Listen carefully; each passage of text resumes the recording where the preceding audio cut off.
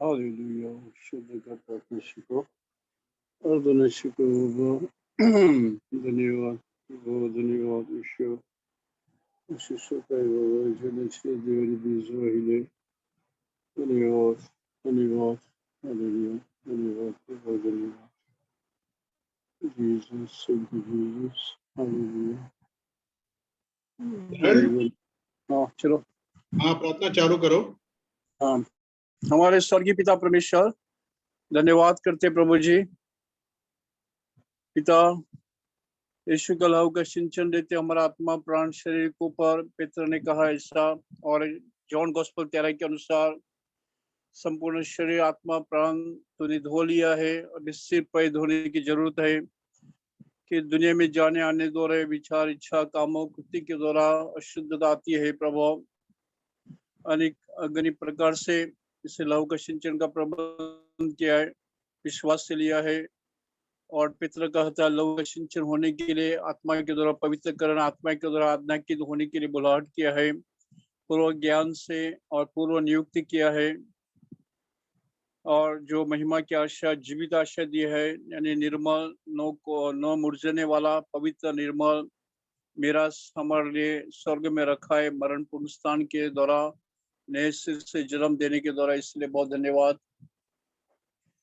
प्रभु। आपकी संगत में पिता की संगत अनुग्रह से से निकल आया है और हमको हमारे दुख में संकट काल में सहज मिलने वाला सहायक है और पवित्र जन भी आपके अनुग्रह से में लाया है और अगणित पवित्र जन आपके कृपे के से निकट है और हमें पिता कलीसिया के नहीं पिता पुत्र एक दूसरे संगत लाया ताकि यवन पेरी जैसा कहता है अपने पत्री में एक आने के द्वारा हमारे एक द्वारा शेयरिंग करने के द्वारा अनुभव ज्ञान बुद्धि के द्वारा हमारा आनंद पूर्ण हो जाता है और पिता पुत्र आत्मा की संगत वचन की संगत के द्वारा प्रभु जी और बढ़ोतरी के लिए और कलीसिया मिल करके जो सेवा करेगी और जो पृथ्वी बांधेगी उस स्वर्ग बांधेगी, स्वर्ग खुला करेगी, पृथ्वी पर खुला किया जाएगा।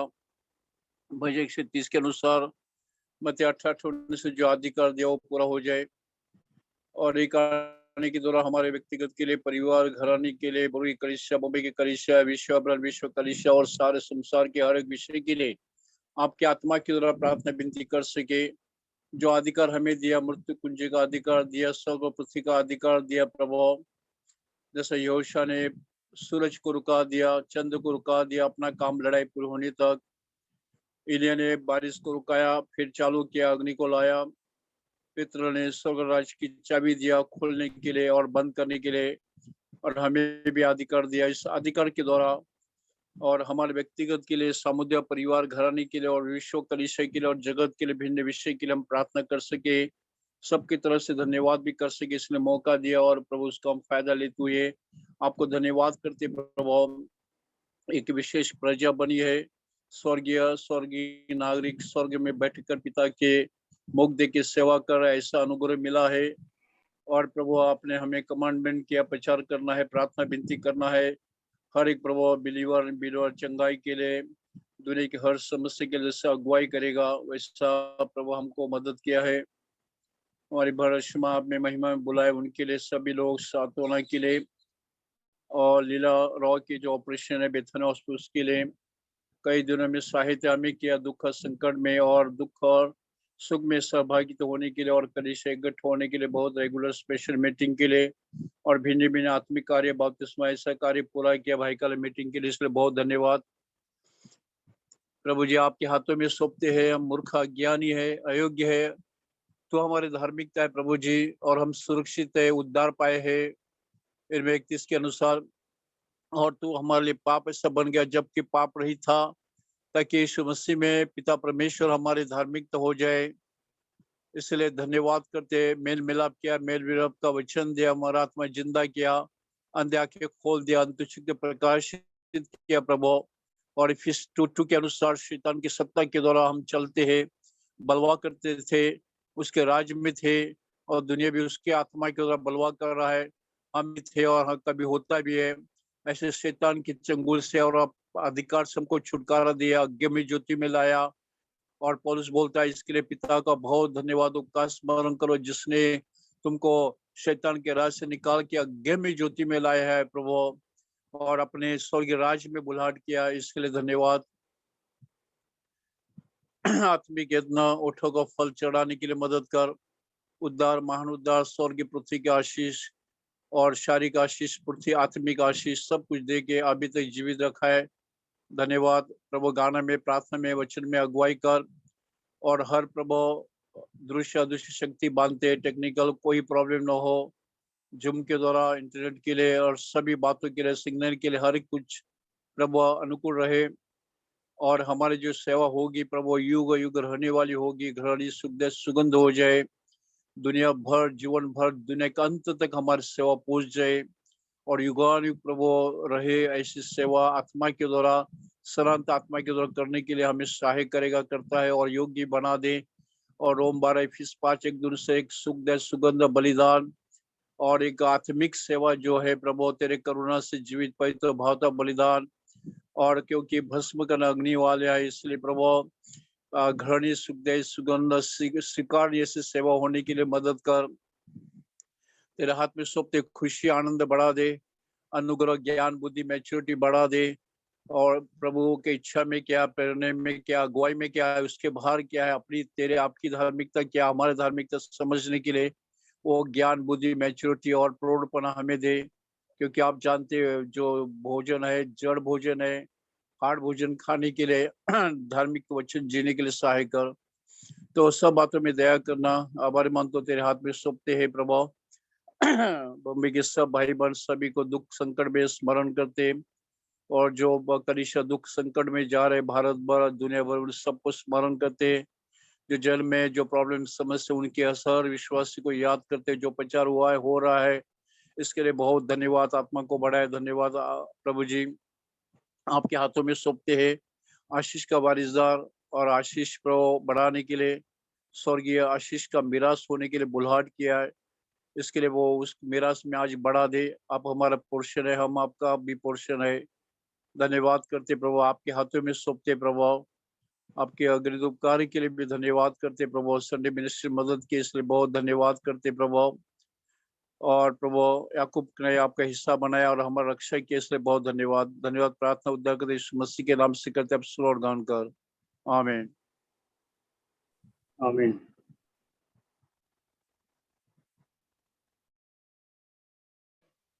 डैनी,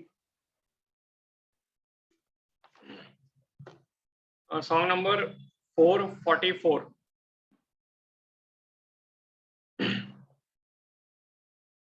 छोड़ना मुझे प्यारे यीशु, विनती सुन मेरी, औरों पर तू दया करता, कर तू मुझ पर भी। यीशु यीशु, विनती सुन मेरी, औरों पर तू दया करता, कर तू मुझ पर भी। तेरे पास दया सिंधु, शांति पाऊंगा, तेरे सामने झुका हूँ मैं, अब विश्वास दिला। यीशु यीशु, विनती सुन मेरी, औरों पर तू दया करता, कर तू मुझ पर भी। तुझ पर पूरी आस में रखता, अपना मुख दिखला, चंगा कर इस घायल मन को, इसे ले बचा। यीशु यीशु विनती सुन मेरी,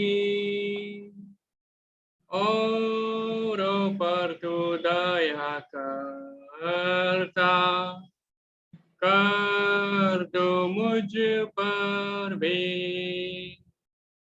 तू है शांति का चिर सोता, प्यारा प्राण से भी। तुझे छोड़ अब कौन है मेरा, जग या स्वर्ग से भी। यीशु यीशु विनती सुन मेरी, और पर तू दया करता, कर तू मुझ पर भी।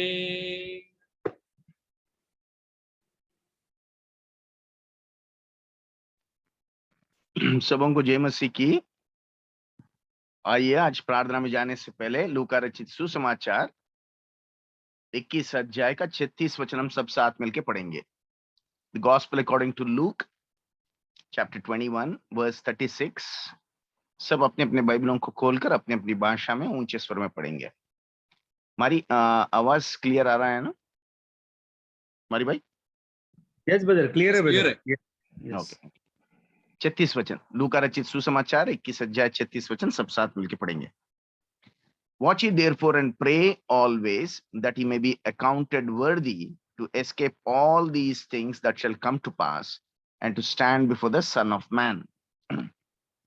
प्रभु की सहायता के लिए हम छोटी सी प्रार्थना करेंगे। प्रेमी पिता परमेश्वर, इस बुधवार के दिन को मंडली के तौर आपके खून खरीदे संतों के समान आपके पैरों तले के इस तरीके से इकट्ठा होने के लिए आपने जो मौका दिया, बहुत धन्यवादित है। गीत के द्वारा भी आपने हमें प्रोत्साहित किया, बहुत आभारी हैं।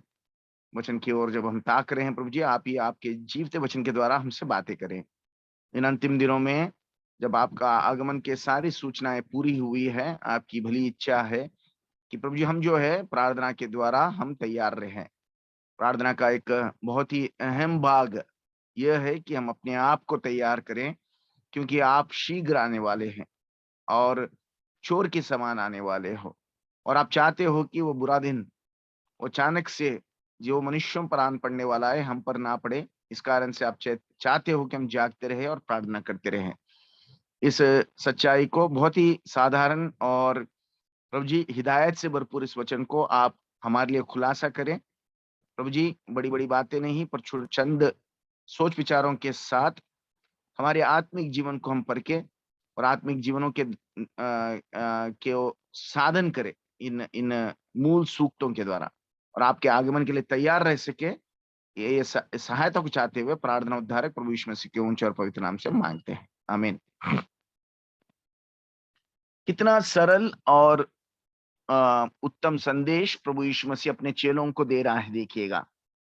क्योंकि इस अध्याय के आरंभ से भी अगर आप देखोगे 5 वचन से आरंभ कर प्रभु जो है अंतिम दिनों के चिन्हों को जो है लगातार अपने चेलों को बताता गया है। 5 वचन में हम देखते हैं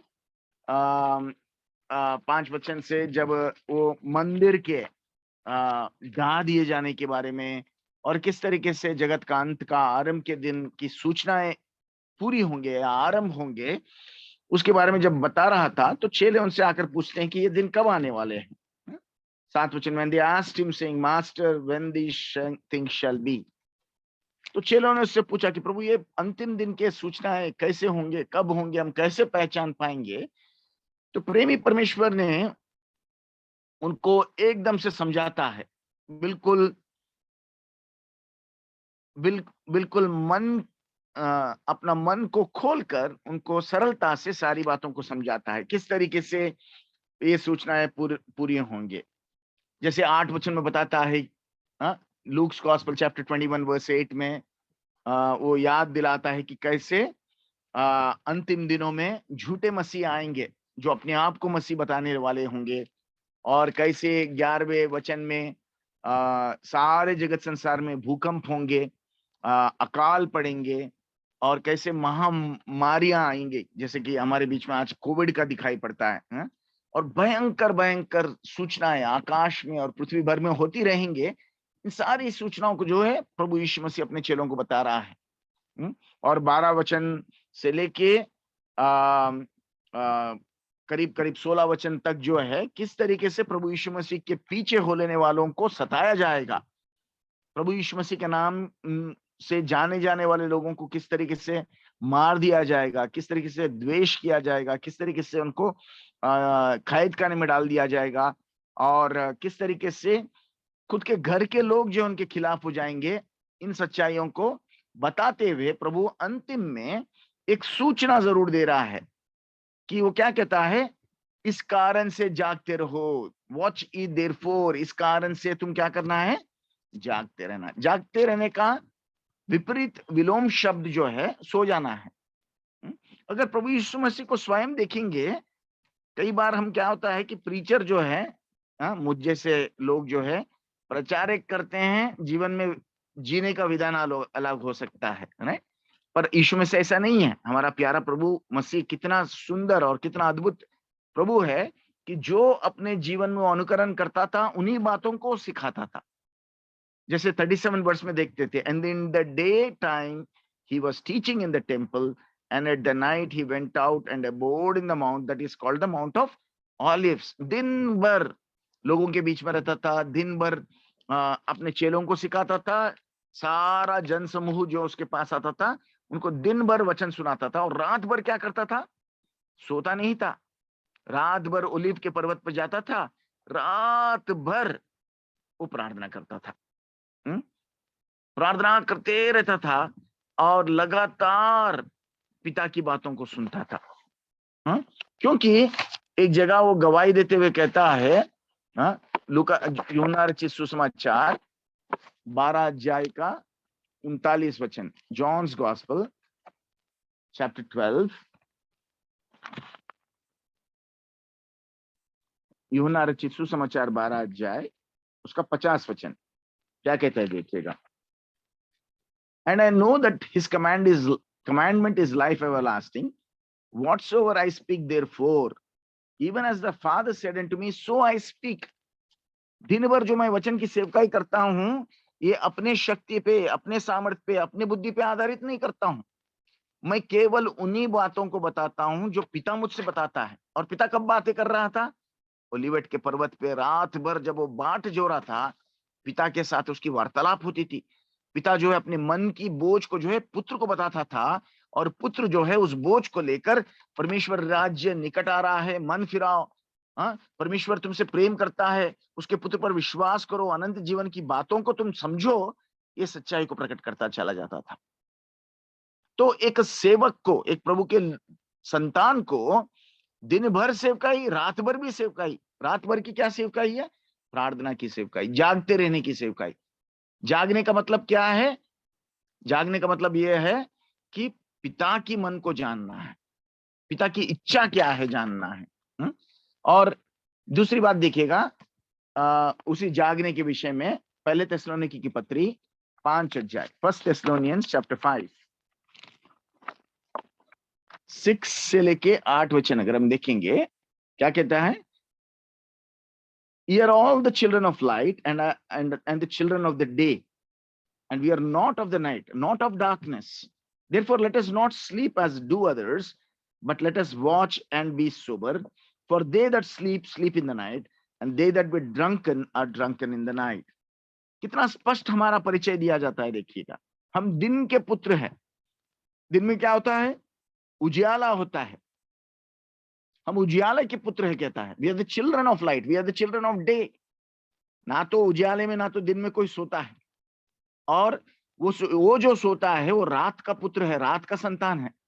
रात किसको सूचित करता है, अंधकार को, अंधकार के शक्तियों को, पियक्कड़ों को, वे लोग जो अपनी मनमानी, जो छुपा छुपी अंधकार में काम करने वाले लोगों को सूचित कर रहा है। पर आप और मैं जो है एक समय अंधकार में रहते थे, अब अगम्य ज्योति में बुला लिए गए हैं। अब पिता के उस अगम्य ज्योति के संगति में हम रहते हैं। तो क्या करना है हमको? जागते रहना है, अंधकार के पुत्रों के समान सोते नहीं रहना है। इसका मतलब क्या है? ये कोई शारीरिक नींद की बात नहीं कर रहा है, पर जागने का मतलब है कि परमेश्वर के मन को जैसे प्रभु यीशु मसीह रात भर ओलीव के पर्वत में जानता था, वैसे ही हमको आज जगत संसार में होने वाले चिन्हों को पहचानना है। व्हाट जो जो सूचनाएं घट रही है, जो जो भी बातें वचन की पूरी हो रही है, उनको देखना है, उनको समझना है और उनके परख में दूसरों को भी चिताना है। दूसरों को भी हम अपने आप को तैयार करना है और दूसरों को भी चिताना है। देखिएगा, अगर उस बुद्धिमान कन्या उस 10 कन्याओं के अगर दृष्टांत को अगर हम स्मरण करेंगे, 10 के 10 कन्या थी, 10 के 10 न्योता दी गई थी। All the 10 were invited to the wedding of the to the wedding feast. 10 के 10 को उस विवाह के बोझ में बुला लिया गया। पर रात के उस समय में जागने के बजाय उन्होंने क्या किया? सो गए। 10 के 10 सो गए। पर धन्यवाद हो प्रभु का कि ऐसे उनके सोने के दशा में भी उसने फिर भी एक दूत को भेजा, जिसने पुकारा, देखो दूल्हा आ रहा है, दूल्हा द्वार पर खड़ा है। आज भी हमको कई बार प्रभु जो है अपने वचन के द्वारा लगातार स्मरण दिलाता है, देखो दूल्हा आ रहा है, दूल्हा निकट है, जागते रहो, हमको जगा रहा है। आज के दिन भी हमको प्रभु ये स्मरण दिला रहा है कि हमें दिन के संतान के समान जागते हुए, राइट, हम क्या करना चाहिए? ये बात को हमें समझते हुए चौकस रहना है। क्या हमारा तेल तो खत्म नहीं होगा? हमारा दिया तो नहीं बुझ गया? हमारे वस्त्र मलिन तो नहीं है? क्या हम उसके साथ भीतर प्रवेश कर पाएंगे? क्या उसके विवाह के बोझ के पास हमें निमंत्रण होगा? नहीं। इसको समझते रहना है। हमेशा पिता के मन को जानना है और पिता के द्वारा जो भी पुत्र के द्वारा जो भी सूचनाएं हमको बताई गई, उन सूचनाओं के विषय में हमें चौकस करते रहना है, चौकसी करते रहना है, पहचानना है। जागते हुए क्या करना है? दूसरा, प्रार्थना करना है। जिस तरीके से प्रभु यीशु मसीह प्रार्थना करता था, चेलों को लेकर प्रभु गेत्सेमनी के बाग में भी उनसे कहता है कि जागते रहो और प्रार्थना करते रहो। उन्होंने क्या किया? वो सोते रह गए। पर पिता को देखिएगा, पुत्र को देखिएगा, प्रभु यीशु मसीह जो हमारा आदर्श है, उसको देखिएगा किस तरीके से वो प्रार्थना कर रहा है। यूहन्ना के 17 अध्याय में अगर हम देखेंगे किस तरीके से उसकी प्रार्थना ना केवल अपने लिए पर चेलों के लिए, और चेलों के द्वारा जगत संसार में जो उनके वचन के द्वारा उद्धार पाने वाले हैं उनके लिए भी प्रार्थना की जा रहा है। उनसे कहता है, प्रभु से कहता है, प्रभु सर्वप्रथम अपने आप के लिए प्रार्थना कर रहा है। वो कह रहा है, प्रभु glorify me in the glory with the glory that I had before the world began. जगत के आरंभ होने से पहले जो महिमा तुम्हारे साथ मैं रखे रखता था, उस महिमा से मुझे महिमित कर। तो सबसे पहले अपने लिए प्रार्थना कर रहा है। दूसरा देखते हैं, अपने चेलों के लिए प्रार्थना कर रहा है। कह रहा है कि जैसे प्रभु तू और मैं एक है, वे भी एक रहे हैं, उनकी एकता के लिए प्रार्थना कर रहा है। वो हम में बने रहे हैं, उसके लिए प्रार्थना कर रहा है। उसके बाद एक तीसरी दशा है जहां पर वो प्रार्थना कर रहा है, प्रभु मैं उनके वचन के द्वारा जगत में जो उद्धार पाने वाले लोग हैं उनके लिए भी मैं प्रार्थना करता हूं कि वो वचन को सुने और वचन के द्वारा उद्धार पाए। कहता है हमारी भी प्रार्थना ऐसे ऐसे हर क्षेत्र के लिए होना चाहिए, right? We have to pray, our prayer has to be like the prayer of Lord Jesus Christ, right? That we pray for the people around us, क्योंकि जैसे प्रभु चेलों के लिए प्रार्थना करता था, हमें भी क्या करना है? एक दूसरे के लिए प्रार्थना करना है। केवल हमारे तैयारी के लिए नहीं, पर एक दूसरे की तैयारी के लिए भी हम we have to what do you call, encourage, we have to prepare each other, क्योंकि कोयला अकेला जलता नहीं रह सकता है, राइट? कोयला जो है दूसरे जलते हुए कोयलों के बीच में ही वो जलता रहता है, तो हम अकेले कभी नहीं जलते रह सकते हैं।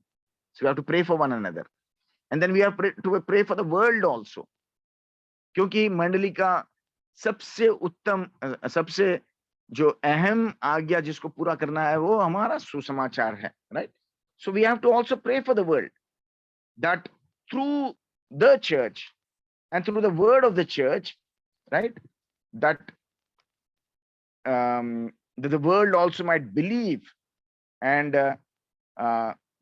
receive him as the, because God does not want, प्रभु यीशु परमेश्वर नहीं चाहता कि कोई भी मनुष्य नाश हो, राइट? तो हमारी प्रार्थना जागते हुए और ऐसा व्यापक प्रार्थना होना चाहिए। और ऐसा करने से हमारे फायदे क्या है? इसी वचन में हम लूका रचित सुसमाचार के अध्याय में हम एक बात को देखते हैं। जागते हुए प्रार्थना करने के द्वारा हमारे दो लाभ दिखाई पड़ते हैं। क्या है वो? 36 वचन के बीच में देखते हैं, that we shall be accounted worthy to escape all these things।